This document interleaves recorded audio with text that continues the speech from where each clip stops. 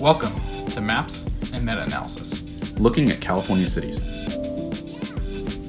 Hi, I'm Darvesh Borhe. And I'm Justin Hurst, and this is Facts and Folsom. A meta-analysis. Welcome back to Maps and Meta-Analysis and our ongoing coverage of the city of Folsom. So this podcast, we're going to be talking about another city council meeting. And really quick, I'm going to share my screen and we're going to go through the agenda, and then Darvesh will introduce the first presentation. So here's the agenda. The first presentation, one that we'll be spending a lot of time talking about, was presented on Folsom's water situation, including some of the history of the city's water rights, existing contracts, needed supplies, and projected demands for current and future water use. Your typical consent calendar, which there wasn't a whole lot going on that we'll be discussing in this podcast. Public hearing, which was actually really quick for these two items. One on approving and confirming a report of delinquent utility charges and requesting that the county collects the charges on the tax roll. I believe it was property tax. And then the other item was another resolution approving an engineer's report for the landscaping lighting districts, which we could skip that in coverage and basically just say there was no change from the previous time that this was brought up. A lot of the meeting itself was also composed of an item of new business, which was the consideration of an establishment of Community Priorities Advisory Committee and direction to the city staff, which we'll get to the updates in the podcast. And then Darvesh, you can go ahead and bring us to the presentation.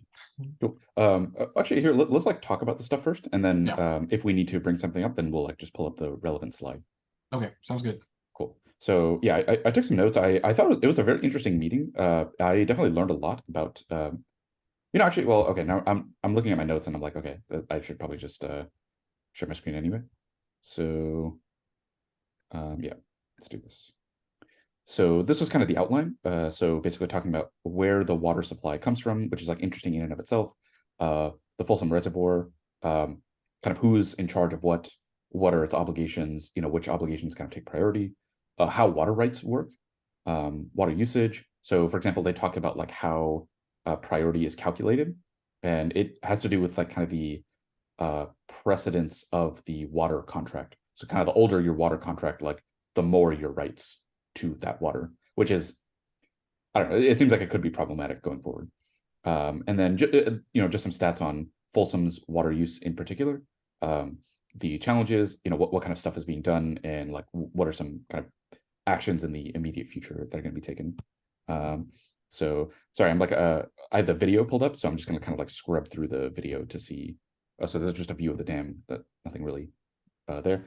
One thing that was interesting was that the Folsom Dam is actually operated by the Bureau of Reclamation, which is a federal entity.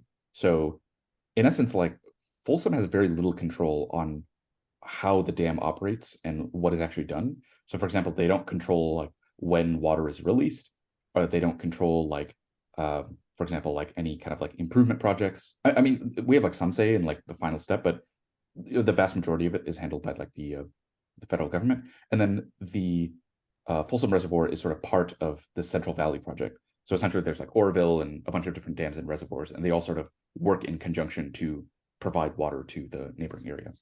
And this just lists like some of the attributes. So flood control is actually primary because like Folsom is a floodplain. So without the dam, like Folsom might flood due to rainfall. And then environmental flows. So basically like if there's any kind of river life that depends on a certain rate of water or like a certain level, then we have to regulate that. Also, salinity in the delta can be affected seasonally or due to like droughts and things like that. So if there's like too much salt water that goes into the delta, that can destroy a lot of very delicate species and things like that. And the other water uses is basically like what you and I use water for. So this is like literally the last priority. So they talk about this for a while. Oh, I thought this was kind of interesting. So this shows like the different levels. So this is like absolute like max, like you literally can't fit any more water than this, but realistically there's a bit of a buffer left. And then below this level you basically have to like pump the water for emergency operations. I think they noted that they have tested the equipment quite recently. So they tested it in 2015 and 2020, but they never actually had to use it for like day-to-day operations. Unfortunately, right now, as you can see in the photos, like the reservoir is quite high. So it's not something that we're necessarily going to be concerned with in the immediate future. Yeah. Yeah, but yeah, I think the idea that they were saying was like, oh, let's make sure all this stuff works in case like when we have to use it, like it shouldn't be broken. And then there's a water treatment facility. One interesting note is that the Folsom Prison has its own water contract and water treatment facility, so that's like not counted in any of this, which I thought was kind of an interesting note. Yeah, and this slide was pretty important. So essentially, there's kind of like a bifurcation in the water rights. There's all the stuff pre 1914. So 1851 is when California became a state. So like, there's nothing before that. But I guess in after 1914, there's like a different set of water contracts that were negotiated. So there's this kind of big bucket of like, and so AF stands for acre feet. So imagine like an acre of land, and then you filled the water up to 1 feet. It's some weird like imperial nonsense that Americans still use, but whatever. I mean, suffice to say, this is a lot of water. So yeah. Do we know how many gallons are in an acre feet? No, actually, let me Just to give some like context for listener, because I also like similarly hearing this in the presentation was like acre feet. It's very interesting. So 1 acre foot is 325,851 gallons. That's a lot. Okay. Wow. Yeah. A lot of water. So 22,000 acre feet, a lot of water. Yeah. Yeah. I wonder if there's a metric on like, how many like swimming pools. Like I wonder how many acre feet like a swimming pool is. Probably like a fraction of an acre foot, actually, now that I think about it. So this is like a ton of water. And then I forget what M and I stands for. Maybe this is like essentially in an emergency, like what you would use if you're in a pinch. So that was kind of interesting. Obviously, the old water contracts are much more generous. Whether that's good or bad is yet to be seen. And then these are all the factors that kind of are part of the contract. So meaning like where can you use the water? Point of diversion is like, I feel like that means like dam, essentially. Like, do you send it downstream or do you get water from upstream? Or where, yeah, I'm pretty sure it's just where you pull the water from. Yeah, and then quantity, obviously, like that's like the main thing that most people think of. Rate. So basically, there is kind of like a maximum flow rate. So it, in essence, like even though you might have a high water allocation, you can't use all that water in one place. You essentially wouldn't be able to use your maximum allocation if it's all concentrated in one place. So an example of this might be like you have a water park in your town, and that water park is obviously going to use like a lot of water at one time. And so even if like your city has like a big allocation, if that one place cannot get like enough flow, then it's not going to work. So when operating the dam, this determines essentially like how many of the spillways they're going to open, right? Like, so whether they're doing just like one of the spillways or all 8, right? I actually don't think it's that. I think it's more so like, this sub-region of Folsom, like how much water is flowing to them per unit of time. Gotcha. Whereas the spillway, I think like that's controlled more by like the federal government and the state for like environmental purposes. Okay. And then so we're talking more like, pipes then, like coming out of the. Yeah, that was my understanding, at least from this. I believe they did say in the presentation as well. There's a subterranean pipe that like pumps water actually underneath Folsom Prison from like the reservoir to the water treatment plant, which is like not too far away. Yeah, gotcha. exactly. And then shortage provision. So basically, this is like there's different levels to this. So if it's kind of like a mild issue, then you limit like how much water people can use for landscaping.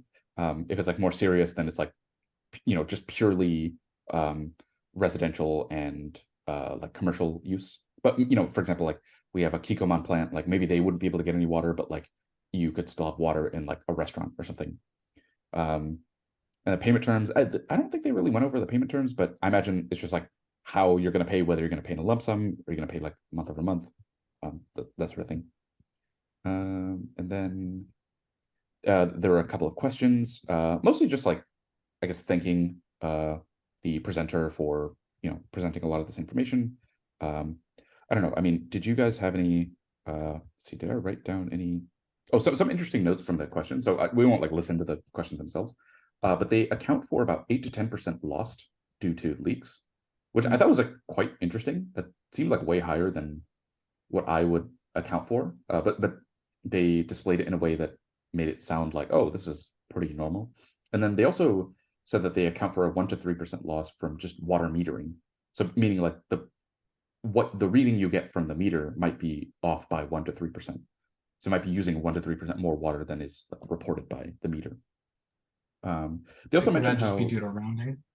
yeah, I think so. I think it's probably just like variance in the Mhm. instrumentation itself. Mhm. I don't know. Like, I guess I would think that if it's variance in the instrumentation, that you would have variance that is overestimating as well as underestimating. So it all just kind of like nets out Mhm. in the end.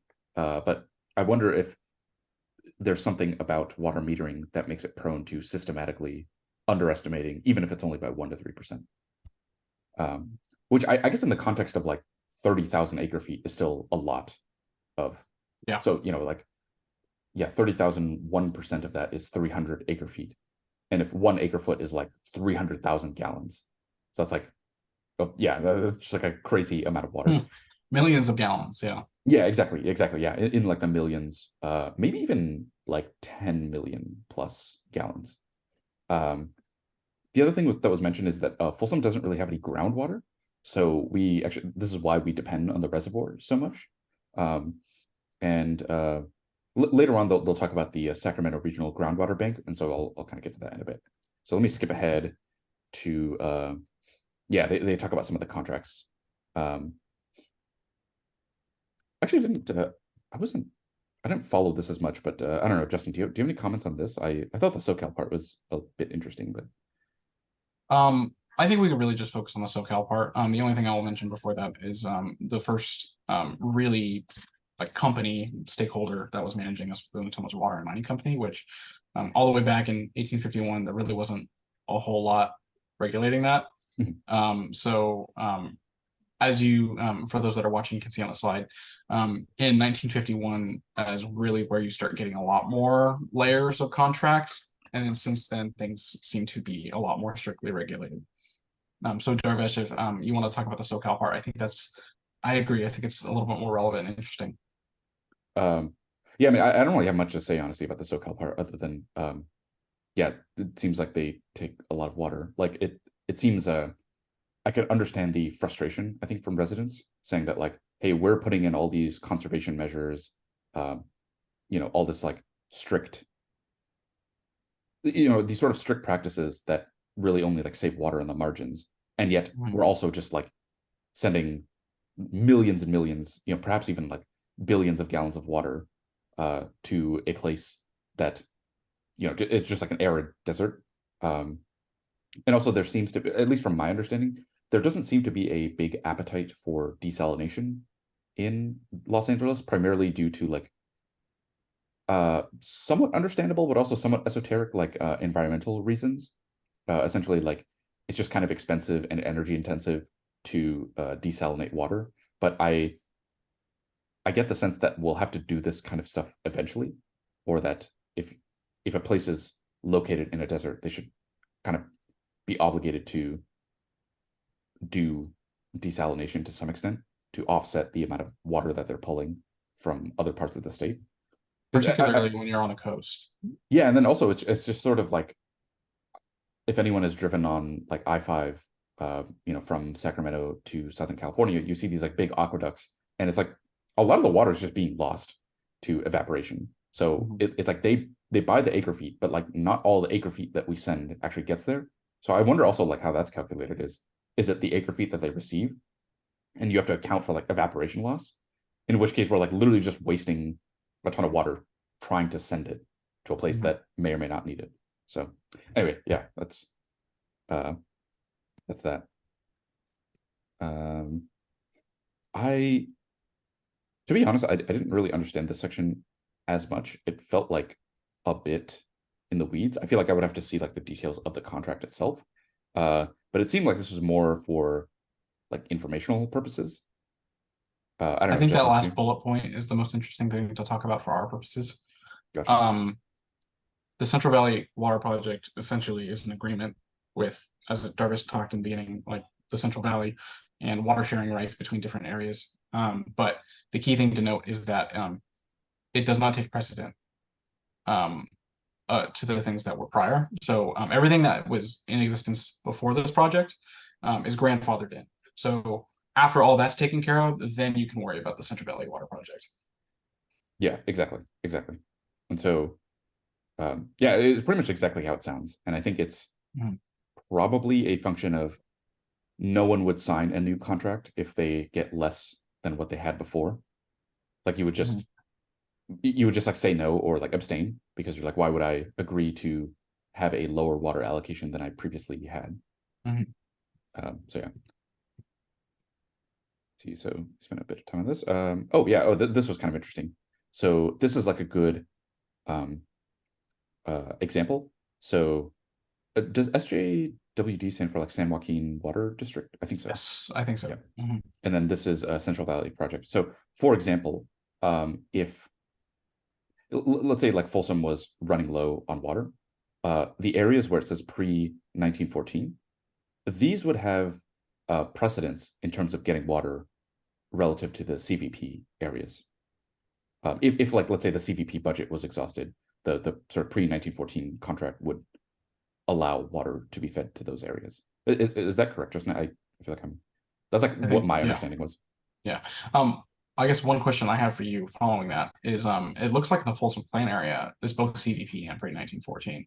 Is that like the same area it's referring to, or is there some nuance within the Folsom Plan area where it's like, oh, the east side falls under Central Valley Project, but the west side falls under the pre 1914?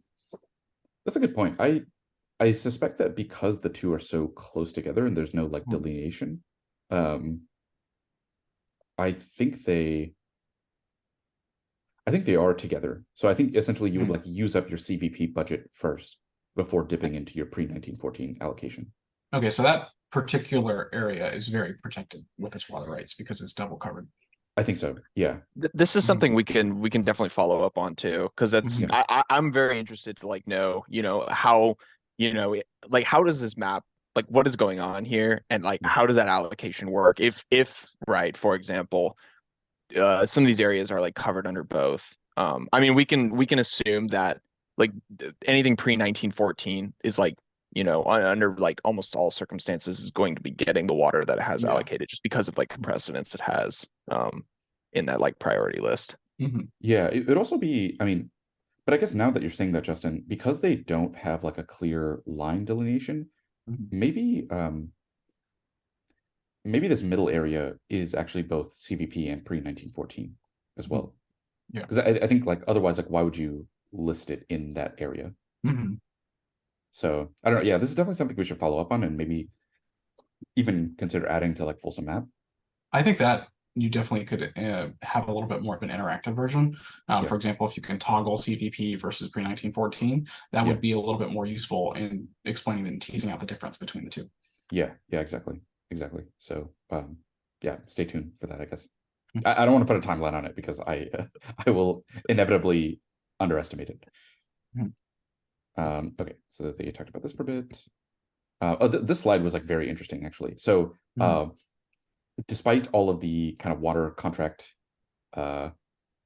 chicanery that has happened in terms of like grandfathering in old things, like Folsom's water usage, I think, has gone down quite a bit. I think that was like the implication here. So the orange line represents the population growth, and the blue line, let's see, it's kind of hard to tell. Yeah, so actually, one of the questions that was posed on this slide was, kind of what's contributing to like this graph, right? This data here. Because it's fascinating, right? As like Folsom's population has increased, like the trend line is actually like we're using less and less water like every year. And the answer that the presenter gave to that was like kind of a mixed number of uses, right? One thing that was top of the list, we're kind of up there on the top of the list, was like more efficient appliances, right? I'm talking like washers, shower heads, toilets, stuff like that. More efficient like appliances. Definitely cited like, kind of because Folsom has been in multiple droughts in the last like couple decades. We definitely remember growing up with those like drought warnings and stuff, and like the rate surges on like usage if you surpass like a certain amount of water. And so a lot of like consumer sentiment as well definitely contributed to like lower usage. And I believe like a lot of commercial I think he cited, and feel free to correct me if I'm wrong, guys, like commercial uses as well. Like businesses were using less or more efficient. I know like sprinkler systems as well. Um, which is interesting. This is like a really good example of like how, we can respond to like, climate or, environmental stimuli Mhm. and like become more efficient, even if like population is increasing. So I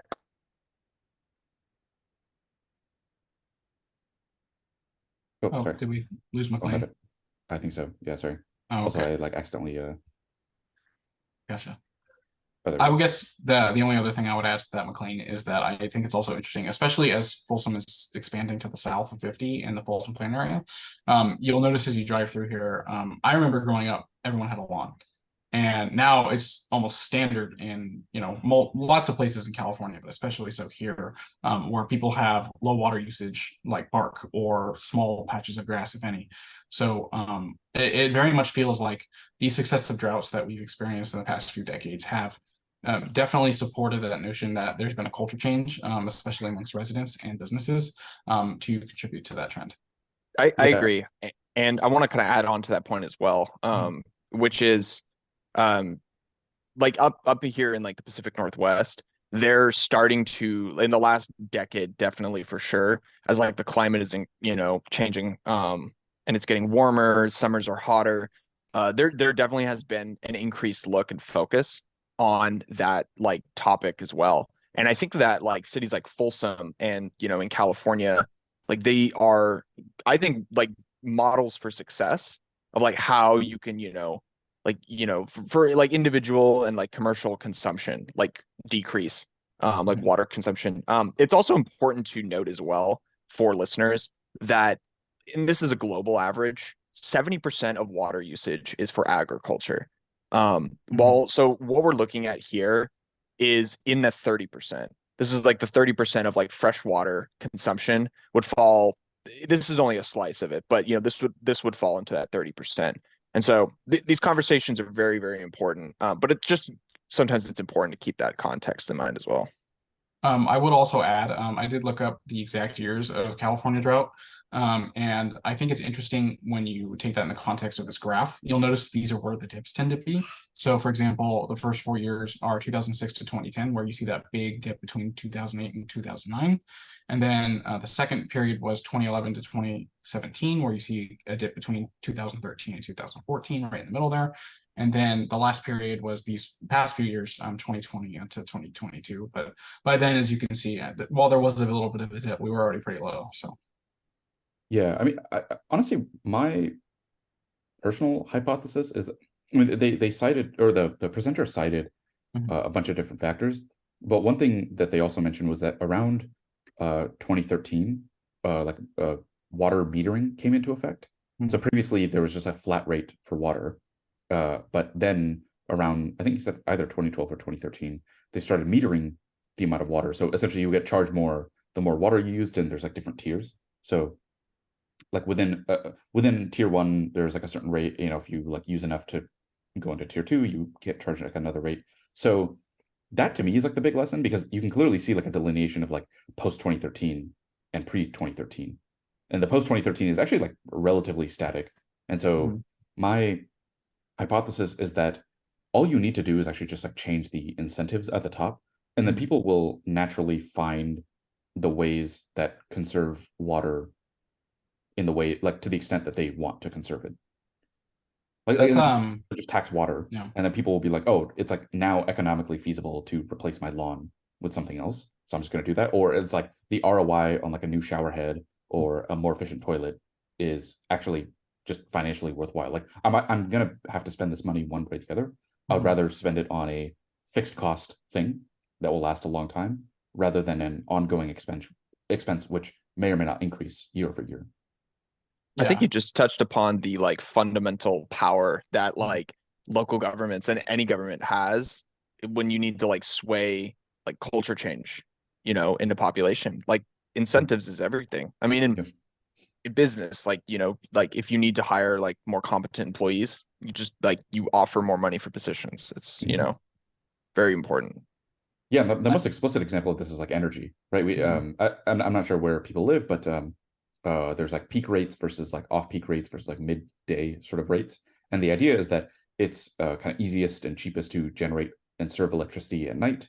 So it's, it's kind of, there's an incentive to charge a cheaper rate there, so that people have an incentive to, for example, if you have like an electric car, it's like charge it overnight, don't charge it between like 5 p.m. and 8 p.m.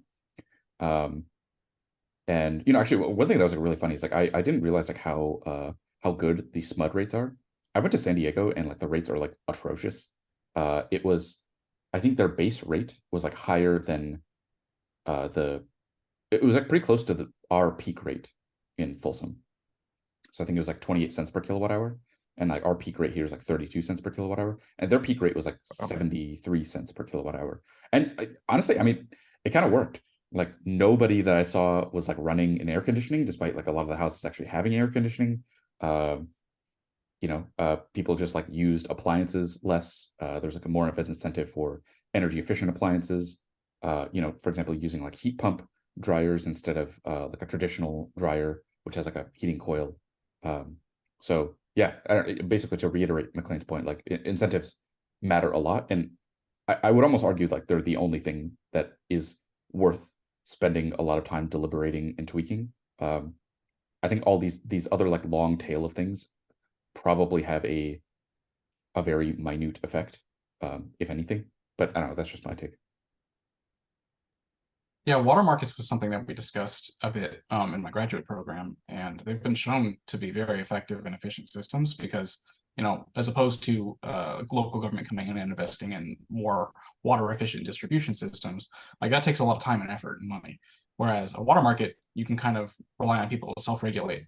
But I think one thing to raise here in the context of Folsom is we're a largely homogenous community in terms of what water usage is. Sure, you got the Kikoman plant and a couple of businesses, but by and large, if it's not being sent downstream, it's just being used for residential use. So it gets a little bit interesting when you think about like on a state level, if you're having a water market for the entire state, do you charge for different uses the same? Like for example, McLean brought up a lot of it is in farm use, and in particular, California is considered the breadbasket of not just the United States, but a lot of the world. And if the state values its agricultural sector so much, like it may consider continuing to subsidize those water rates for people in the agricultural sector.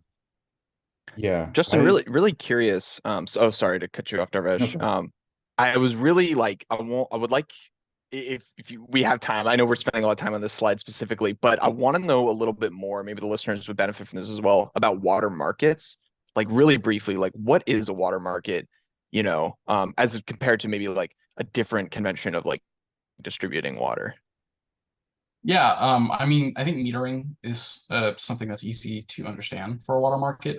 It's a lot like even your utilities, like you're just measuring the amount that you're using, and using that as a basis to tax people, whether it be like on a city level, on an individual basis, the specifics of which are really just up to whatever entity is imposing the water market.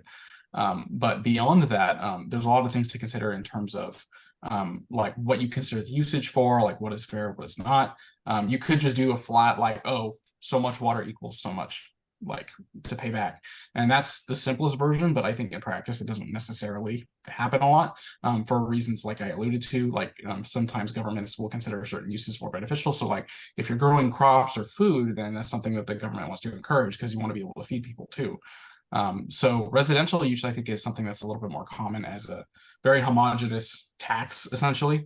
And then you can get onto also these kind of like how we have those contracts we covered in previous slides, where you can have these large water districts and reservoir areas that use the water and exchange it to different regions as a form of like resource currency. That in and of itself could be a larger podcast episode talking about water districts and how the interplay of the Folsom Reservoir works with everything else. But I hope that's a little bit of a snapshot. No, thank you, Justin. Appreciate that. Mm-hmm. Yeah, I think one thing I wanted to mention is that I actually do feel like the same logic probably would apply to agriculture. I think the primary difference is a political one. Farmers can band together and like them boycotting something would be much more meaningful than like residents of Folsom like not showering. You know what I mean? Like I think people don't I don't know realize about how- that. I think my family would probably disagree with that statement. yeah, that's true. I don't know. I mean, maybe we'd all get like sick of each other very quickly. But yeah, but basically, like I think that I'm this is kind of like a side thing, but I'm very like pro labor in general. But I think it would behoove us to recognize that if farmers go on strike, that's a really, really, really bad thing. Like we all starve to death, right? Like that's just the simple fact of it. So, but then again, on the other hand, like we've seen that things like drip irrigation work. And so I wonder how much water conservation there is to be had um, by actually increasing the price of water for farmers such that it is economically viable for them to use these methods, which are far, far more economically advantageous for them in the long run, given the higher water prices, than it is to kind of just subsidize the water for the sake of short-term consistency in terms of agricultural output. And I think also like something to keep in mind is that a lot of the things that Californian farmers grow is exported elsewhere. So is it really in our best interest to use our finite resources to grow something that, while it is contributing economic value, in terms of like, a bushel of wheat sold anywhere is, that still contributes to GDP in one form or another. But I don't think like the average Californian would be okay saying like, hey, we're getting metered, we're jumping through all these hoops trying to cut our water usage. It would only be fair that whatever water we conserve stays in the state for purposes that are either useful to Californians or useful to the United States at large. But I I will don't know, just I say think on it's that on that one point though, you mentioned farmers, and a few years ago the state did invest in a program to facilitate drip irrigation for farms.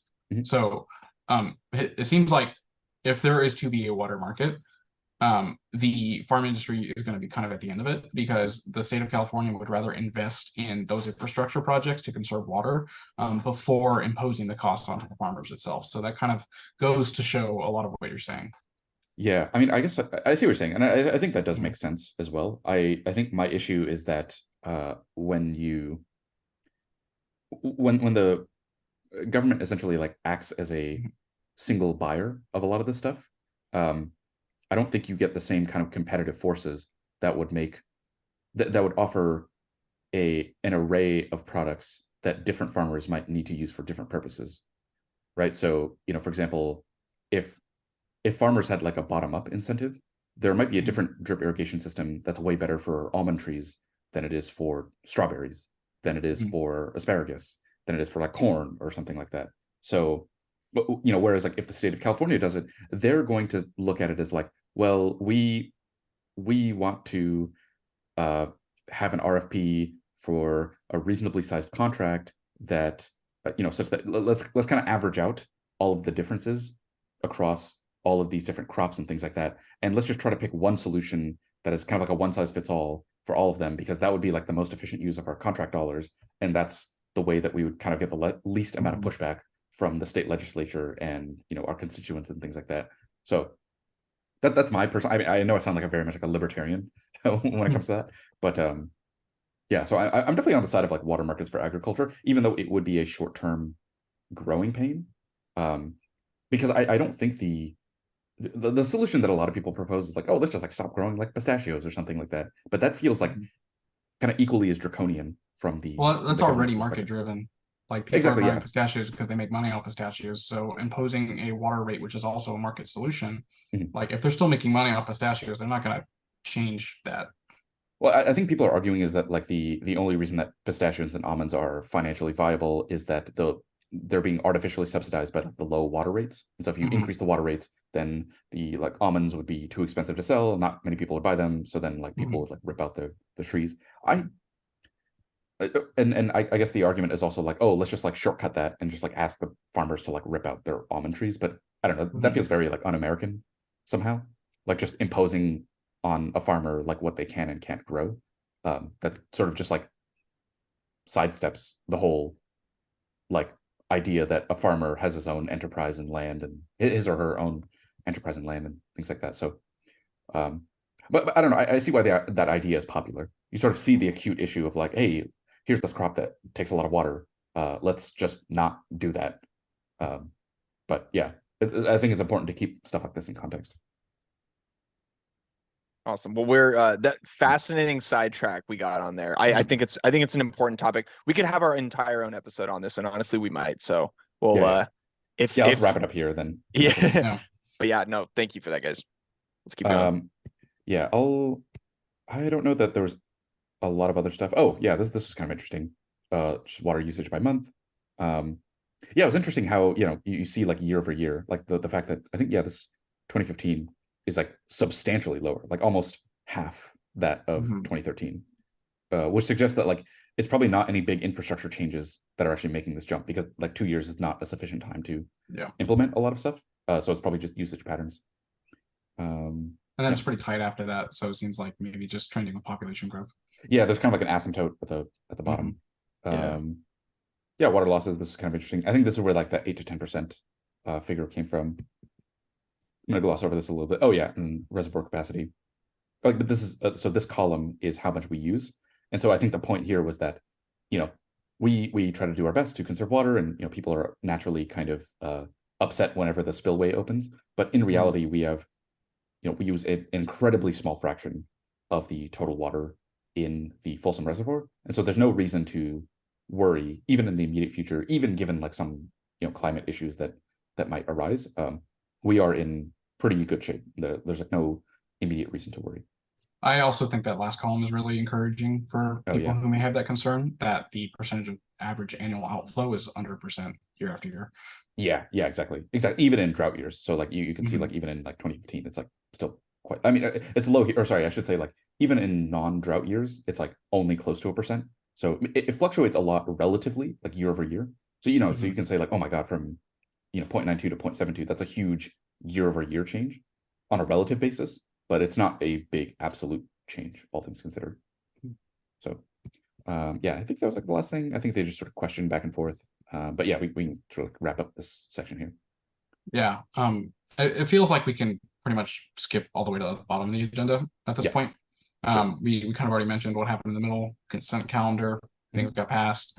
The other two items were just very quick FYIs. And then the last agenda item that was really interesting was the discussion of this community advisory council. Before handing it back over to you, Darvish, I'll just say that this was an agenda item request from a previous city council meeting, and the city manager came prepared with a recommended list of priorities and timeline and budget for creating an advisory council to essentially go through a lot of what the different topics have been covered, especially on this podcast, and decide where the city should be prioritizing its funds, its efforts, and doing so in about, I think they said like a 6-month timeline, with a small body of about 15 people.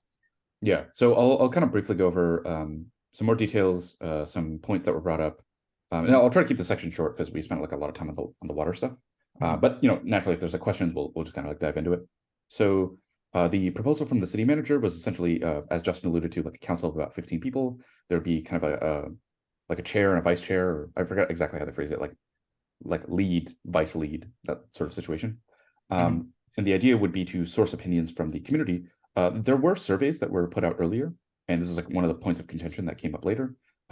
But the idea was to essentially have a committee of citizens and essentially have them play around with the different trade-offs that would have to be made in order to avoid the structural deficit and solve it in a really material long-term way. So essentially, like ordinary citizens could say like, okay, what if we, one of the examples that was given, like, oh, what if we cut library hours? What effect would that people have? Would people be open to that? Would it receive a lot of backlash? How much money would we actually save? And then where would that money be reallocated to? Would it be reallocated to firefighter hours and that would save on like overtime? So there's all these kind of like second, third order effects. And the city manager also mentioned like some interesting software, I guess, that you can buy as like a kind of a yearly license, which allows you to perform all these like little sensitivity analyses in a systematic way, which I thought was kind of interesting. She didn't mention any specific software vendors, but I just thought that idea was kind of interesting, and I'll definitely look into that a bit more, because I'm sort of confused why that's not like standard. Like why even have the debates on some level if you could just pull up, like if you could just screen share and be like, oh hey, let's just like type in like what would happen if we did this. No, I'm being like a bit facetious. Like obviously I understand that like there's more to it than just the kind of like math of balancing the budget. But okay, so those are kind of that's the kind of broad contours of the committee, and essentially at the end the committee would have some proposals of like, here's where we think you should cut, or like here, like if we want to bring in more revenue we should do like XYZ. We based our results based on like these data points and this like feedback from the community. So the main contention was from Councilmember Aquino, and her contention was essentially, we're not going to learn anything additional from this committee or council that we don't otherwise already know from presentations that the council has already gotten over the past year or multiple years, and the survey results that have already come back. And so, for example, one of the survey questions was like, how would you kind of rank in order like the aspects of Folsom? And I think number one was like parks and or like safety, so police, firefighters, things like that. Then the next was like parks and rec. And so Councilmember Aquino's point was essentially like, wouldn't we just sort of go down that list until we can find something that we can cut? Like, essentially start from the bottom and be like, okay, this is the lowest priority thing. This gets the first cut, second lowest, next cut. And then eventually we'll like have balanced the budget and have preserved the aspects that community members kind of take the most seriously. And we would have had to do this, we as in the council would have had to do this exercise anyway when the budget proposal comes. So what does it matter if this committee is doing it versus we're doing it? Eventually the buck stops with us. And I think if I could sort of summarize the counter argument, so no one person made this counter argument, but this was from both public comments as well as Mayor Rodrigo.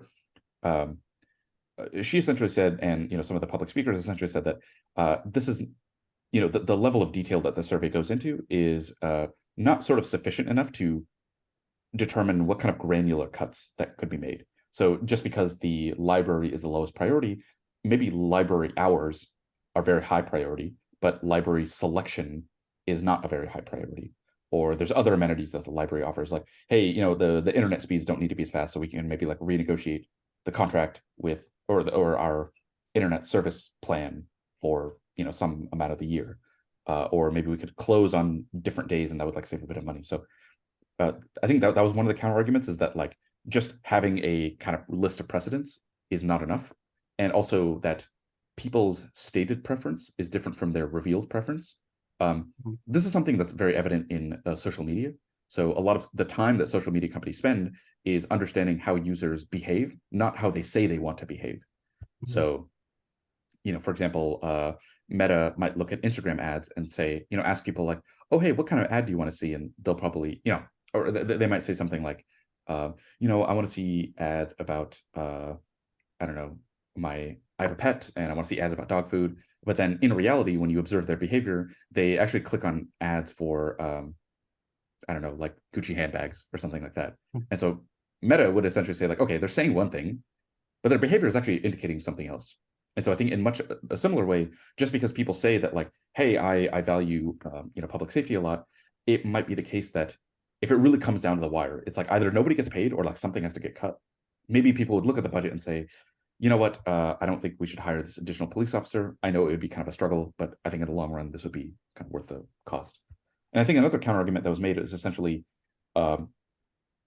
letting citizens of Folsom kind of get intimately familiar with the data would essentially make any cuts or revenue changes more palatable to people. Because I think, and I'm honestly kind of a victim of this too, sometimes it's easy to have a reductionist view of like, oh, why don't they just cut this? Or why don't they just increase this? Like what's the big deal? Like I would have done this if I were in that position. And so allowing people that opportunity to essentially say like, okay, this cut has these trade-offs, this sales tax increase has these trade-offs, this program might increase revenue in this way, but it has like these risks associated with it. The idea is like that would be more palatable if something ever comes to a vote. And those community members can essentially be like liaisons to the rest of their community and like their friends and their network of people to say like, hey, like I know this is a hard pill to swallow, but like I've been a part of these discussions. I really try to advocate for this, and like this is the best way forward that I can see based on all the information that I saw and like talking to the council members and things like that. So yeah, that's kind of the end of my diatribe about that. Curious if you guys have any thoughts. I want Uh, to actually just ask like a context leading question. Because I mean, personally, I'm very, very ignorant to like a lot of like budgetary stuff, Yeah. and even just like terms. So I just want to ask like two questions. One, what is considered the structured deficit? And do we actually like have a number of like what that deficit is for this year? Yeah, so I can explain a bit of that. So essentially, so there's no so the council and the city manager are not actually allowed to pass a budget with a shortfall. However, in the yearly budget, um, most years when there's like a bit of a surplus, and that's put into something, I think it's called like the emergency reserve fund or something like that. And essentially the idea is like it's like a rainy day fund. It's like a little piggy bank that you put extra money into, and when something like COVID strikes or perhaps like the Great Recession, the idea is that you can kind of pull from that fund to make up for certain losses in the short term, with the idea that in the future you will replenish that fund. And so part of the issue is that we are not actually, post-COVID, we are not replenishing that fund to the same level as some of our neighbors, including like Rancho Cordova and like the city of Sacramento. And I don't think they mentioned El Dorado Hills because that's like a different county, but I suspect El Dorado Hills is also in a similar position. And so the idea is that this year we actually took a bit from, not that much, but a little bit from the emergency reserve funds for an ongoing expense, like an extra police officer and I believe 2 community service officers to join the police department, which is like a very contentious thing, and people can go listen to previous episodes if you want to learn more about that. And so the basically the city manager and her team have forecasted that if things continue at the rate that they do, meaning that sales tax is relatively flat and property taxes are increasing at the rate that they are, we will actually have to draw more and more from that emergency reserve fund until the point at which we don't have an emergency reserve fund at all. And so I think right now we're at around 15 or 16%. And so the idea is that as the budget grows, the proportion that you need to take from that emergency reserve fund grows ever larger. So as your budget increases, for example, from 103 million to 115 million, if you have to take 3% of that 3% is going to be much larger in the context of that reserve money that you had put away. And that cliff is essentially coming in about like 3 to 4 years. So basically in 3 to 4 years, we will be at a point where if things are not cut, there will be no legal way to pass the budget. So something will have to be cut in order for like the next year's budget to be approved. And right now we're sort of like kicking the can down the road by saying like, oh, let's just like deal with this kind of, let's like take a bit from the reserve fund and we'll kind of figure this out later. And so the council, the whole point of this committee is to say like, hey, we got to figure this out now, because 3 to 4 years is a relatively short amount of time in the grand scheme of things. Definitely is. No, thank you for that, Darvish. Yeah. Justin, I saw you pulled up the some facts and figures here. You want to walk us through this? Yeah, so this is just underscoring some of what Darvesh was discussing and adding some numbers to it. So this year, for example, there was essentially a $594,000 deficit that they had to address to balance the budget. With here it says that they're predicting by 2026 it'll be a multi-million-dollar shortfall, which is relatively quick. And then one of the other points here that it's noting as a large budget item is aging infrastructure that they have been putting off addressing because of these deficits. So as time only progresses, this problem's not going to get any better on its own. So that's additional budgetary pressure that is going to be a huge price tag if the city doesn't find a way to address sooner rather than later. Okay, gotcha. Yeah, no, I think that both of your guys' descriptions of this like perfectly outlined like the criticality of this like topic in general. So like I'll stop bugging you guys. Let's talk about what happened. What was discussed? Yeah, so I would say most of it was the back and forth about what the utility of this commission actually is. So I think there's some debate of like, is this like a superfluous thing? Like, do we just need to have this debate as members of the city council? Like, why should we outsource this to the public? And I think the other contention was like, this is a lot of money. so I think the original proposal from the city manager was around $150,000. Yeah. For, what amounts to about like 8 to 12 meetings. And so Mhm. people kind of look at that naturally and say like, okay, what could possibly cost tens of thousands of dollars per meeting? And I think from the city manager's explanation, there's essentially a lot of software licenses that are needed to do these sort of calculations. Essentially the opportunity cost for the workers inside the city government to essentially use some of their time to provide data and figures and information and context to the committee to do their job, because that's taking time away from them from doing their like assigned duties. So yeah, and then I think, Justin, if I remember correctly, the amount was negotiated down to around like 75,000, but they sort of like pushed the committee making decision until later. Yeah, so I'll just add one more thing on the budget side. The initial proposal from the city manager that was discussed by the city council also included a facilitator for those meetings, which was highly recommended by the city manager. And that in and of itself could have costed like somewhere like 80K. It's not cheap to have a professional facilitator for a sequence of meetings that lasts half a year. So I think that was one of the also early points of contention, whether or not there should be a facilitator.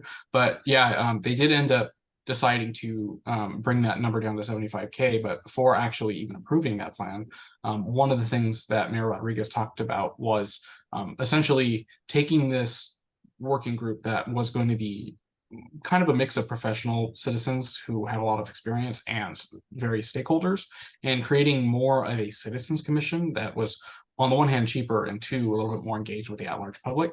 And it kind of seemed like the way that they ended was they decided, okay, we're not going to decide on this proposal here. We're going to push it back over to the city manager and the city to come back with a proposal for the citizens commission, and introducing that at a future city meeting. So we'll probably be covering that sometime soon. Gotcha. Yeah, yeah, that's very interesting. I guess I'm kind of curious, like, why a facilitator is as expensive as it is, because ideally it shouldn't be their full-time job. Like, they would probably be a facilitator for multiple things happening at different times of the year at different meetings and things like that. So yeah, I'm kind of curious why it's expensive. I wonder if it's just a kind of the Folsom tax in a way. Like we are pretty high like per capita income and things like that. So maybe that just like causes things to be inflated whenever Folsom asks for quotes for things. I think there's a lot that could be said about the consultant class. Yes. And it's possible that that also came with some of the software that was mentioned. Maybe it's lumped in with the price, but it's hard to say what an impact that would have on the process would be. Professional facilitators are definitely super useful, especially when you're negotiating, trying to find a compromise.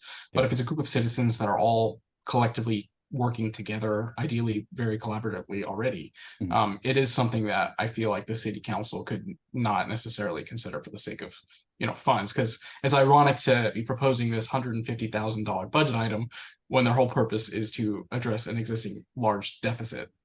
Yeah, I see. Yeah, the irony is definitely not lost on me, and I doubt it's lost on the city council as well. I don't know, like what do you think about the prudence of this commission, and like what are your thoughts, putting aside the not putting aside, but like I guess taking in the comments and arguments that were made on both sides? Yeah, I would say that the main thing that I see here is the political lens. And I think kind of what you were talking about earlier, and having been somewhat in this position before, when you're forced to make substantive cuts that affect the livelihoods of people that you're representing, it's very easy for people to see that as, oh, you're taking away like my livelihood and you're picking other people over me, you're playing favorites. So I think it's a little bit easier for the city to justify its decisions when it's like, hey, look, this was just a proposal that came from average citizens. And to an extent, I do think there's a lot of value in having that level of citizen input, because yes, people can go to city council meetings like we've done in the past, but whether or not everyone's going to be able to be there at every meeting, and whether or not every citizen actually pays that much attention beforehand to the city council on what their items are, I think that's a little bit dubious. So I think if they do get a balanced citizens advisory group, it is useful, especially if they could trim the budget down and get it to be rather cheap. Whether or not they're going to come up with different priorities than the city council, I kind of doubt. I feel like by and large, that survey that Councilmember Aquino was talking about was going to be along the lines of what this council comes up with.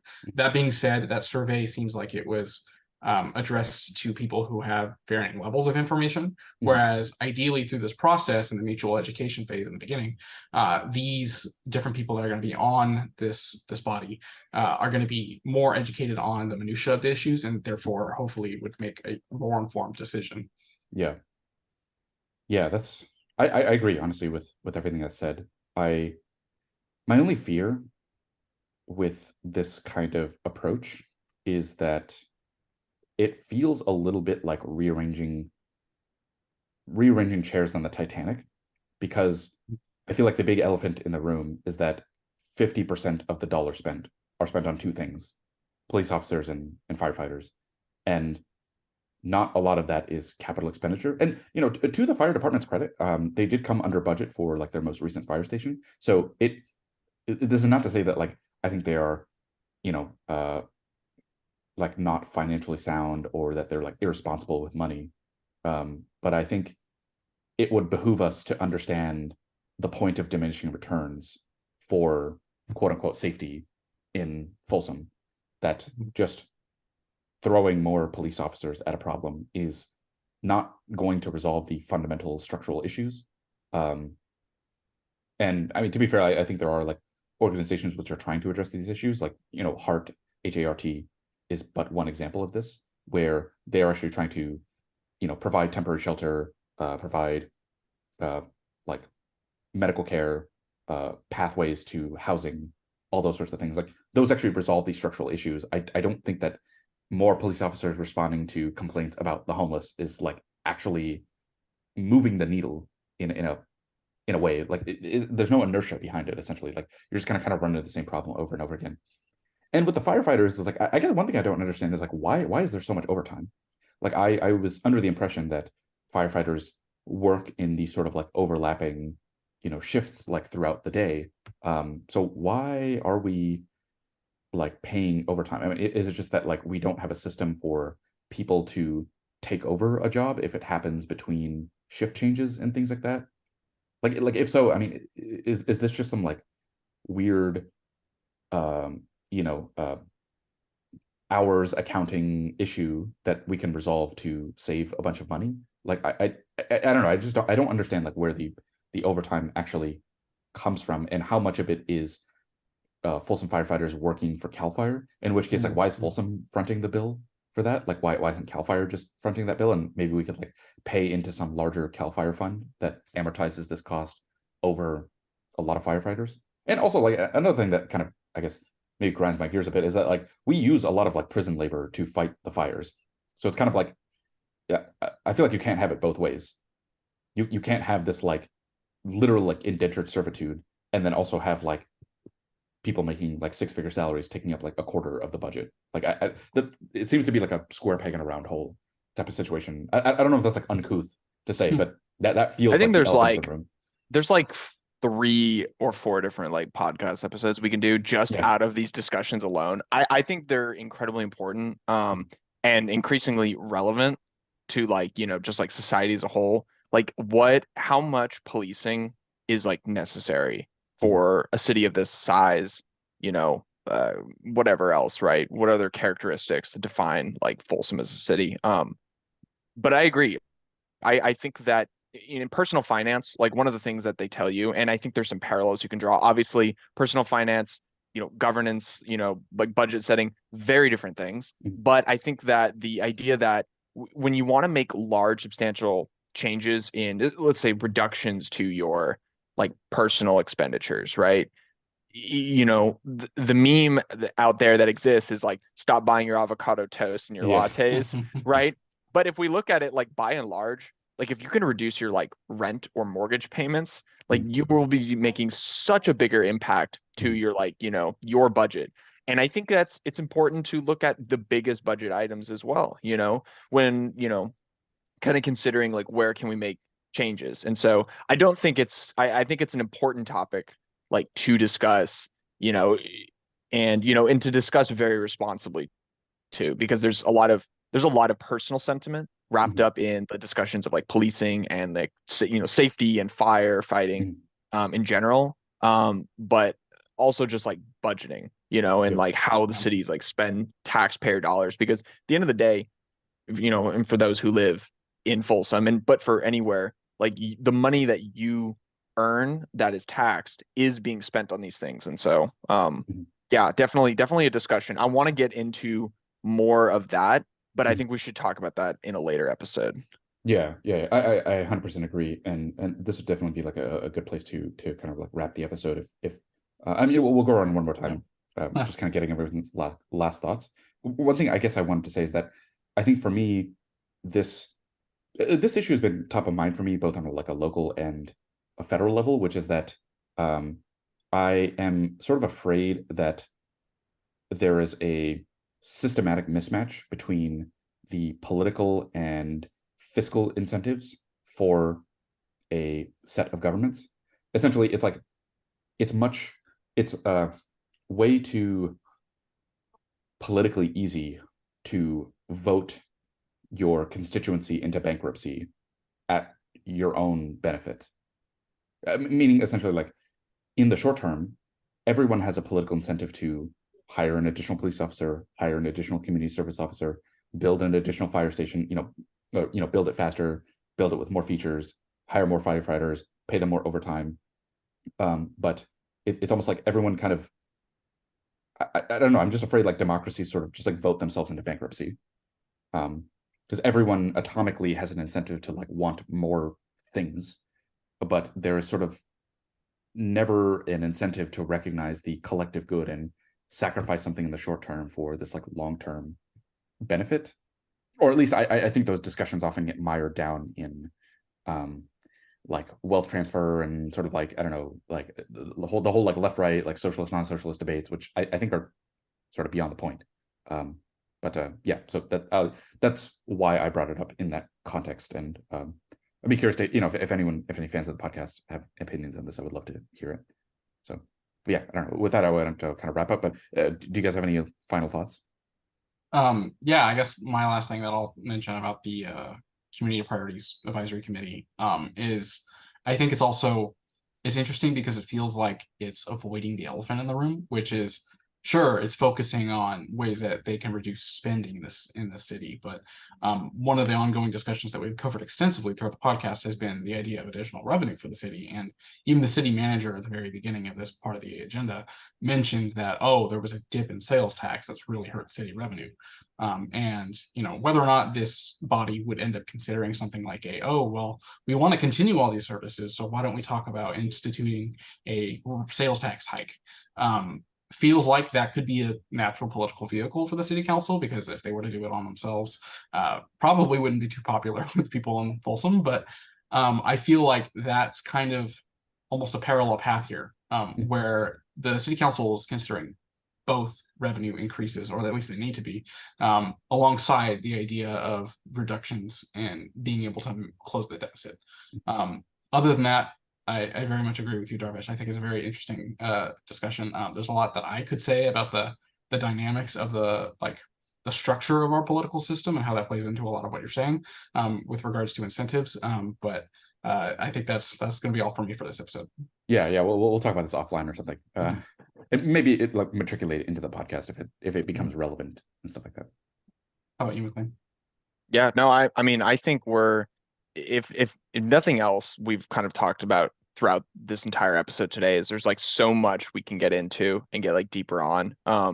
I think that discussing like the budget for me personally is like a kind of like a little passion of mine, because I think it's I mean, personally, like, it's like where most of my like sentiment and frankly, a lot of my like, immediate emotional negative sentiment, like immediately goes to where if I'm in, Redmond and I see like something I just like don't like, but like, gosh, why am I like paying, like crazy tax rates? And I think so. I want to continue to talk about like the budget in general, but I'm just so excited to like kind of dive into all these topics that we were like, touching upon, because they're relevant, they're important, and I'd love to see like some of the information and like, explore those spaces a bit. So I don't know. I'm just feeling excited right now.